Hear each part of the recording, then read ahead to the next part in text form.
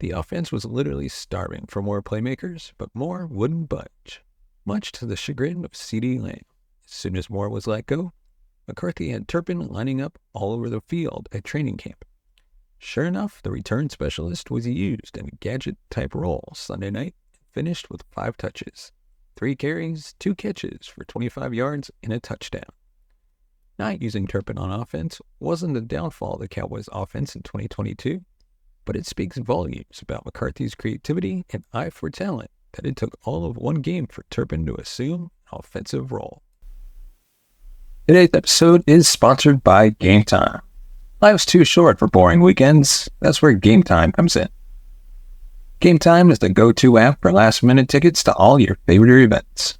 Thrilling sporting games and captivating concerts to unforgettable theater performances. They've got it all covered. Get the best seats at the best price right at your fingertips instantly. No more waiting in lines. No more exorbitant ticket prices. So why wait? Experience the magic of the moment with Game Time. Live for the now. Game Time. Your ticket to a fantastic time. Use the link in the description and you can help support the channel when you buy your tickets to your next event.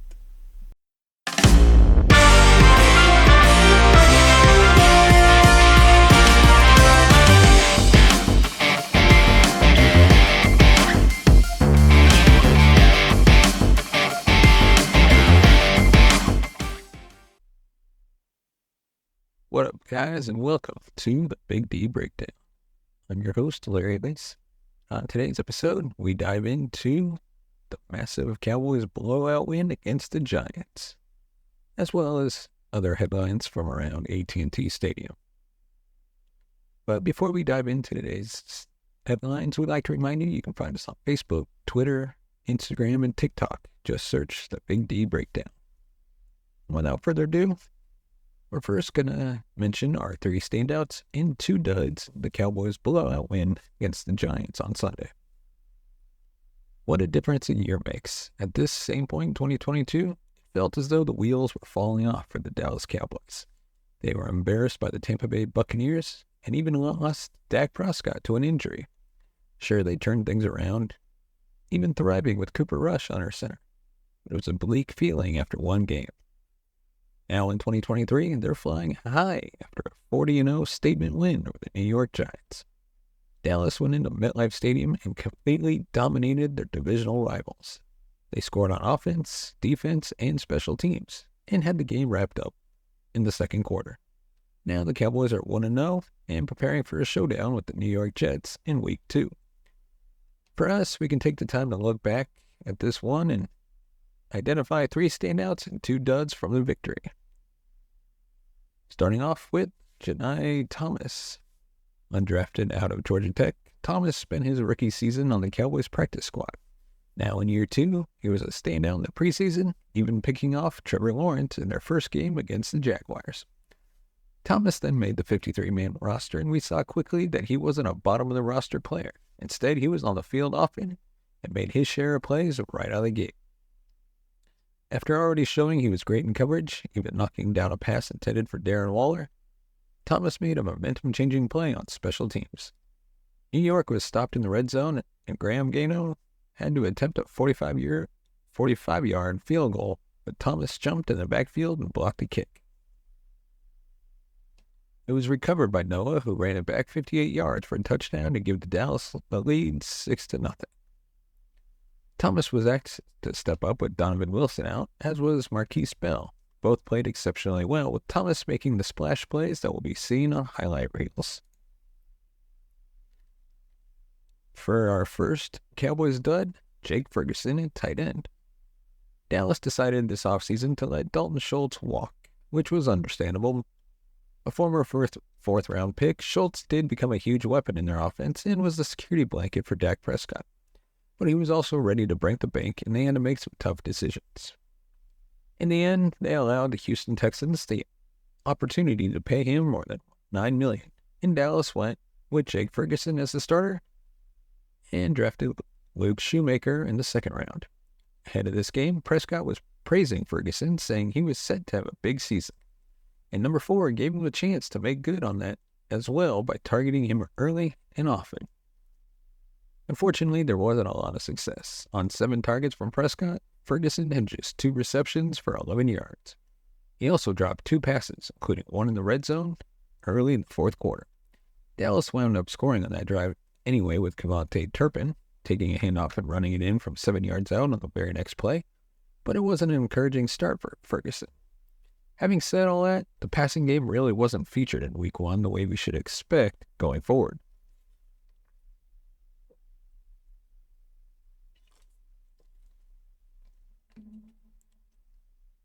With their defense and special teams scoring, the offense was really just playing it safe and controlling the clock.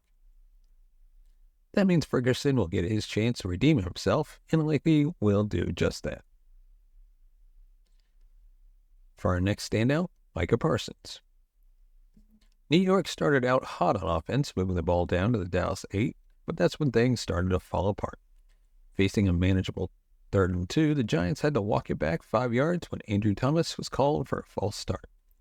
In 2022, Thomas wasn't flagged once for a false start, but in this one, he seemed a little jumpy, with Micah Parsons across from him. Thomas tried to get a jump on number 11, and that made it 3rd and 7. On the ensuing play, the ball was snapped past Daniel Jones, and Parsons was credited with the tackle after chasing down the quarterback and touching him while he was down. On the following drive, Parsons got his first sack of the season, breaking through the line on 3rd and 10, pushing them back another 10 yards and forcing a punt. Parsons continued to impact the game, helping force a turnover in the second quarter, with Dallas up 19-0. He was pressuring Jones, who tried to throw the ball away to avoid a sack. That pass, however, ended up being picked off by Stephon Gilmore, giving the ball back with already commanding 19-0 lead. The whole defense was on fire, but it was clear that the attention Parsons commands helped everyone else thrive as well. And our next stud, Peyton Hendershot. On the Cowboys' first drive of the third quarter, they moved right down the field, looking to extend their 26-0 lead. At the New York 19, Dak Prescott dropped back on 2nd and 6 and threw an absolute dime to backup tight end Peyton Hendershot. There were defenders in the area, but Prescott put it where only his guy could haul it in, and Hendershot had both hands on the ball. Unfortunately, he wasn't able to haul it in as the pass slipped right through his fingers and hit the turf. Dallas did still go in for a touchdown, but nearly had a major gaffe on the ensuing play. On 3rd and 6, Prescott dumped off a screen pass for Tony Pollard, who gained the first down but then fumbled the ball. Tyler B. was there to recover, which was the way things went all night for Dallas. 2 plays later, Pollard was running the ball in from 1 yard out to give his team a 33-0 lead with just over 10 minutes to go. As a rookie in 2022, Hendershot had 11 receptions for 103 yards and 2 touchdowns. He was hopeful he would get more chances this season with Dalton Schultz in Houston, but was overshadowed by John Stevens Jr. and might have only made it as the 3rd tight end thanks to Stevens being injured in the preseason. Hendershot isn't likely to get many opportunities this year, and this was a gold one that he let slip right through his grasp.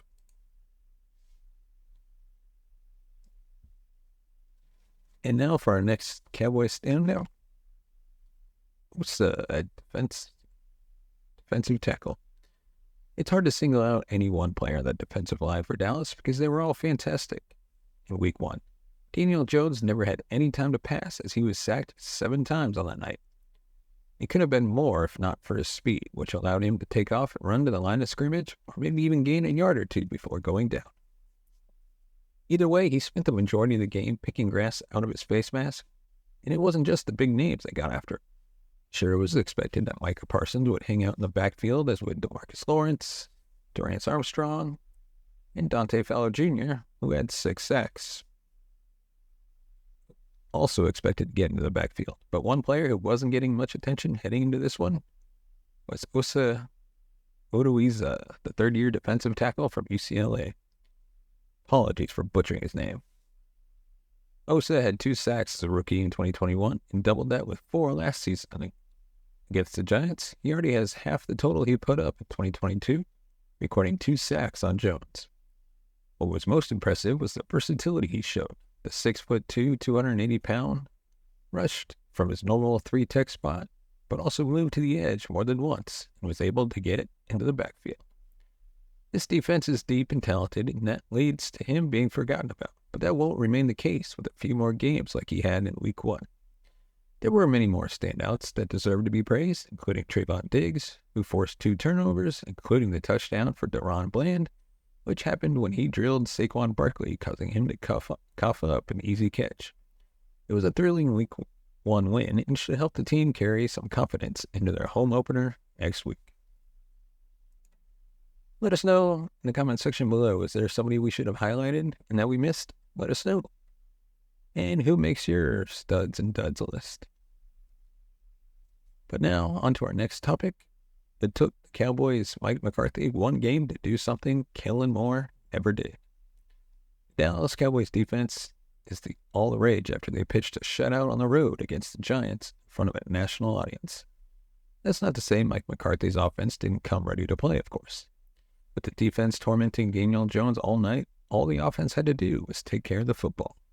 At the end of the day, Dak Prescott authored some commanding drives. They finished 6th in EPA per play on offense for Week 1 before the Monday night slate. It's only 1 game, but McCarthy taking over play calling for Kellen Moore is off to a tremendous start. While Moore dazzled in his Chargers debut, McCarthy managed to do something in 1 game that the former offensive coordinator couldn't or refused to do. 17 games last year. Get Kevontae Turpin involved on the offense. The Cowboys' offense was just fine last season under Moore's tutelage, but fans had deserved criticisms for the now Chargers offensive coordinator. Among them was his refusal to get the dynamic Turpin involved on offense. It's no secret that Dallas's receiver room was an issue last year. Outside of CeeDee Lamb, Prescott didn't have a reliable target. With Michael Gallup struggling in his first season back from ACL surgery, Noah Brown finished as wide receiver 2, and T.Y. Hilton became a big factor down the stretch after he was signed in December.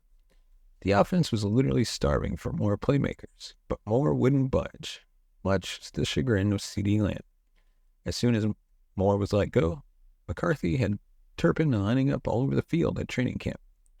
Sure enough, the return specialist was used in a gadget-type role Sunday night and finished with 5 touches, 3 carries, and 2 catches for 25 yards and a touchdown.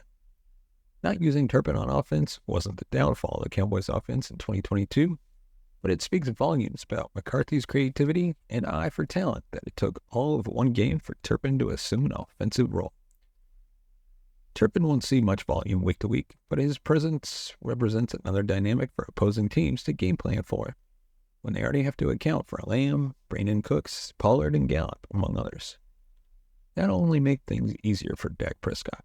Is that not the top priority of the individual in charge of calling plays?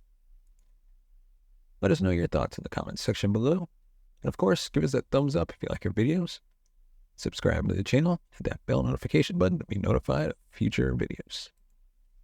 And now on to 5 takeaways from the Cowboys' Week 1 beatdown of the New York Giants. Despite trepidation from fans heading into Week 1, the Dallas Cowboys rolled over the New York Giants on Sunday Night Football. This one was all but settled by halftime, as the Cowboys opened up a 26-0 lead after 2 quarters, thanks to touchdowns of the special teams and defensive variety in the first quarter. Despite rainy conditions, the offense did its part. Dak Prescott took care of the football and would have had a touchdown or 2 if not for a couple of drops in the red zone. But Tony Pollard got the job done with 2 short touchdown runs. When the dust settled from MetLife Stadium, the Cowboys won 40-0 for their biggest shutout win in franchise history. We could ramble on for hours about the performance, so let's just jump right into our biggest takeaways from the win. Number 5. Just wait until the offense gets going. The Cowboys put up a 40-piece and Dak Prescott didn't even throw for 150 yards. He only completed 13 passes, and no Dallas pass catcher not named CeeDee Lamb had more than 30 yards received. Prescott admittedly was off on some throws. He missed Lamb high in the end zone, but the conditions weren't conducive to a prolific aerial attack. By all accounts, though, the quarterback looked more comfortable and decisive, with head coach Mike McCarthy calling plays. And that's the most important thing. Prescott and company faced a stiff test against the talented Jets defense in Week 2. But it's downright scary that Dallas won by 5 touchdowns, and the offense hasn't kicked it into high gear. Heck, they had things in cruise control for most of the game, but defense turning in a performance for the ages. Number 4, trades for veterans were a thing of beauty. Training camp foreshadowed the impact Stephon Gilmore and Brandon Cooks would have on the 2023 Cowboys, and Sunday was a continuation of that. Cooks, unfortunately, wasn't asked to do much, but he drew a pass interference penalty on rookie corner Trey Hawkins. It was a 37-yard gain on 3rd and 12. Cooks' experience and veteran savvy made it happen, and Dallas moved the chains. He only had 2 catches for 22 yards, but big games are ahead for the 29-year-old. Gilmore, meanwhile, was one of myriad standouts on the defensive side of the ball. It took him less than 20 minutes of game time to notch his first Cowboys interception. He made a great break on the ball as Daniel Jones tripped into the sideline and managed to cradle the ball before he could graze the turf. Tony Pollard scored a touchdown on the ensuing drive to give Dallas a 26-0 advantage to put another nail in the Giants' coffin. Gilmore finished with the interception and 3 passes defended. He's going to feast against teams' secondary receivers all season. Cowboys fans can get used to Gilmore and Cooks making winning plays on a weekly basis. And to think they were had for 2 fifth-round picks and a 6th-rounder. Number 3, Tyron Smith turned back the clock. Don't worry, we knocked on wood. It's one game, but Tyron Smith looked like the Tyron Smith of old. Prescott wasn't sacked and hardly faced any pressure.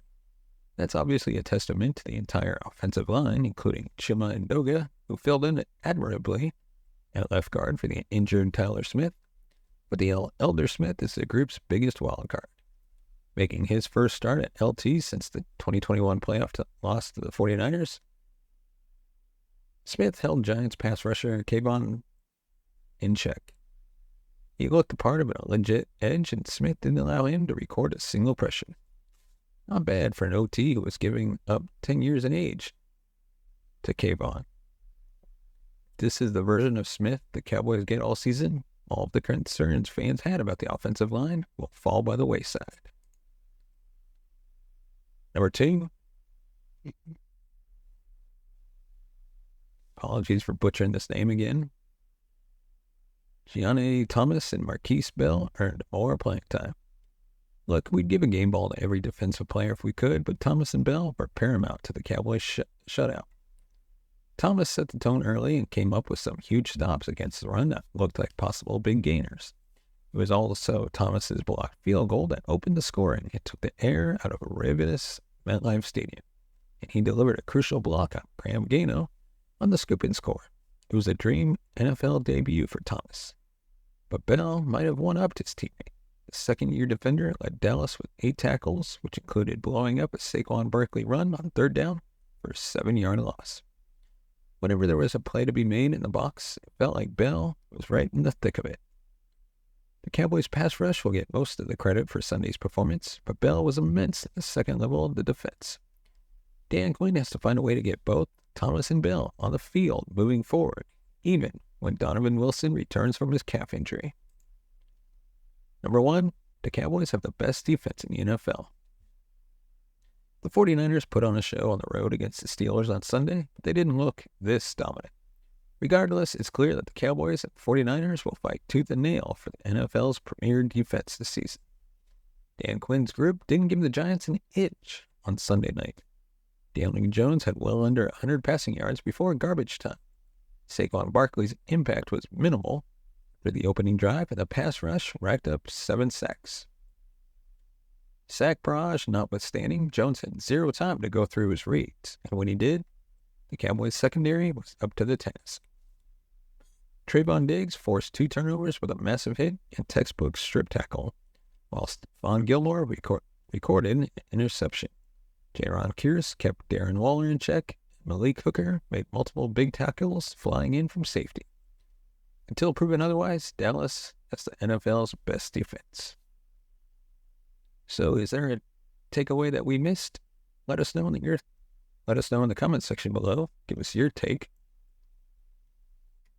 And now on to our next topic. The Cowboys showed that they belong atop the NFC East with their 40-0 beatdown of the Giants.